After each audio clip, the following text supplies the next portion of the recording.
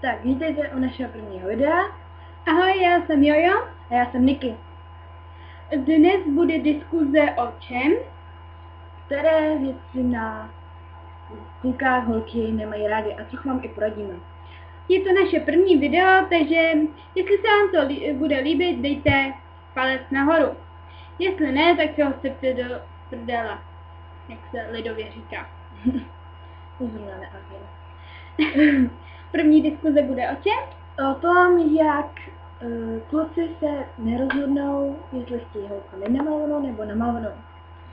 Známe spoustu případů, kdy kluk řekne, já chci holku nenamalovanou, ale za 2 dny má namalovanou. Je to už trapný, kluci. Když se vám prostě ta holka líbí a chcete ji mít namalovanou, tak to řekněte rovnou, nelžete. To je další případ, který se nám nelíbí, nelžete. Ne. Tak já se zrovna neberu za nějakou specialistku, ale mohli byste se už konečně rozhodnout. Jo. Tak druhé téma je o tom, jak třeba řeknete soukromí, mám tě rád, nebo takovýhle něco. A před klukama, třeba spíš kámošema, se hnedka známe děláte srandu, třeba kolikrát, to radši nechci říkat. Kolikrát jste nás třeba políbili, kolikrát jste s náma hupsali do postele. Já vím, je to citlivější téma, ale nemůžu se smát, jo. No, třeba naši kluci, tak nějaký kluci prostě říkají, jak nás milujou, posílají nám básničky a všechno.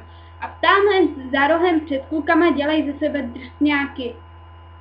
Přesně tak. Štve nás to. Tak třeba, abyste se hnedka neurazili, tak nechceme vám hnedka vyčítat všechny chyby. Ale mohli byste se trošku klidnit. My ženský máme taky chyby, to chápeme, ale chtěli bychom vás změnit a udělejte teda video, když chcete změnit i nás ženy. My jsme se ponaučili taky. Já se nic změnit nechci, ale trošku pochopení by tam mohlo být. Tak, myslím, že třetí téma. Jo, to už je třetí. Tak třetí téma bude o tom, jak kluci se dělají srandu. Třeba znám kluky, který místo, aby toho, že třeba tahali za vlasy, nebo pošťuchovali, nebo prali se o přestávkách, místo toho pomlouvají. Mně to třeba přijde spíš jako to praní jako klasická klučičí věc. A je to podle mě normální, ale ty, co pomlouvají, jestli nejsou dost chytrý, tak by to neměli dělat. Je hodně holek, moc holek, tak všechny pomlouvají. Mě nekeci, že taky jde pomlouvat.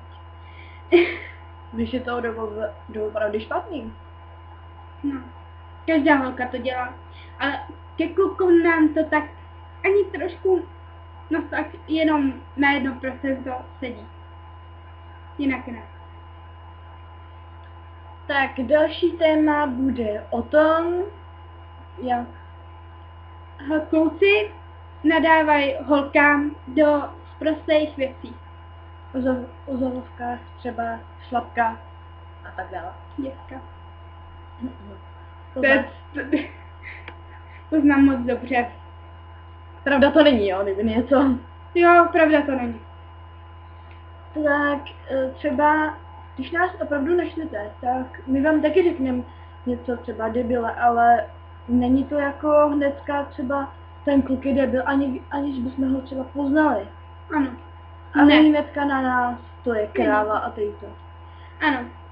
A když se k vám dostane špatná informace, tak hnedka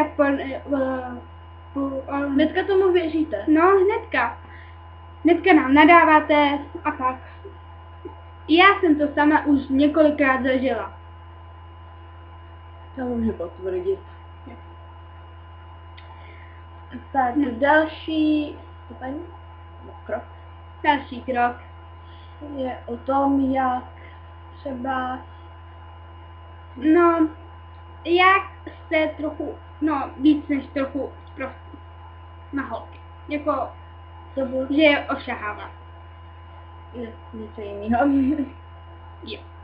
Třeba můžu říct, že vy nás, no mě zrovna ne, ošaháváte, to některé holky, ale přitom si vemte, že oni vás neošahávají. Jo. Jestli chcete, abyste se vytáhli před kámošema, tak vymyslete něco lepšího. Jo. A ne, aby se za náma lezli, ošahávali nás.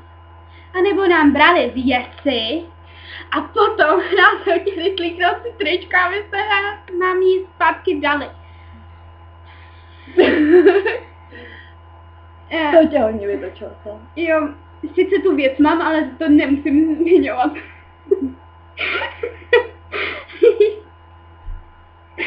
No, tak třeba existují i slušný holky. Nemyslíte si, že je jenom hnedka ukáž mi prsa a to je to. Nemyslíte, že to holka hnedka udělá.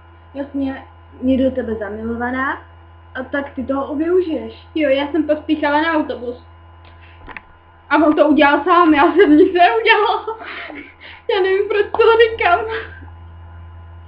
Zajímavější. No, Tak a zhruba naše poslední téma, tak to není ani takový téma, spíš jako diskuse. O tom třeba, že my jsme se koukali na YouTube na spoustu videí, kde dokážou být i kluci vtipný. Tak proč to nepoužijete i v normálu?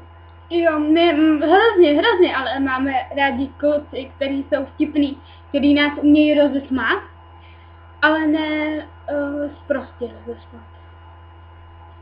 Třeba jsme viděli zhruba takové video jednoho kluka, který si myslíme, že je vtipný. Jo, hrozně vtipný. A měl by to i někdy použít. Si to použije. Snad jo. Doufejme. Tak já se teda s vámi loučím, ahoj. Já taky, čau.